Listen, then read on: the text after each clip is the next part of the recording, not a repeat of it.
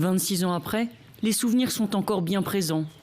C'est dans cette paroisse de Gishumbi, à l'est de la capitale rwandaise, que le pasteur Gratien Mitsindo a caché 320 personnes au début du génocide contre les Tutsis en 1994. Les personnes se cachaient là, sous les bancs, impuissants à attendre la mort.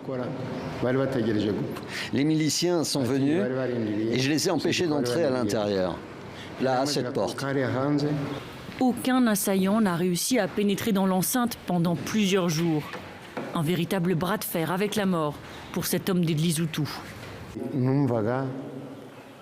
J'étais pasteur des Hutus, mais aussi des Tutsis, sans distinction.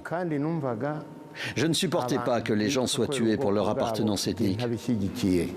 Je n'ai jamais cru qu'un des réfugiés à l'intérieur de l'église allait réussir à survivre grâce à moi. Je m'étais moi-même résigné à la mort.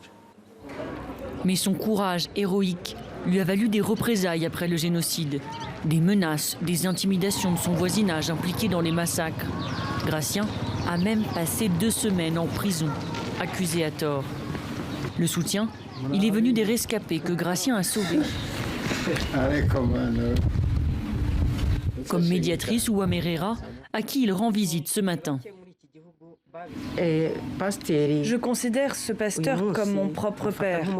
Je le connais mieux que ma propre famille, disparue en 1994. Il habite loin de chez moi à Kigali, mais il prend toujours de mes nouvelles. Par exemple, c'est lui qui me soutient quand je suis malade. Il a une place importante dans ma vie. Comme Gratien Mitsindo, 271 justes ont été recensés au Rwanda. Un travail de terrain mené par l'ONG rwandaise Ibuka. Depuis, les justes ont reçu un certificat de mérite pour leurs actions et plusieurs hommages nationaux. Ce sont des personnes vraiment modèles pour la société. Ce sont aussi des personnes qui ont contribué beaucoup dans ce processus d'unité et réconciliation.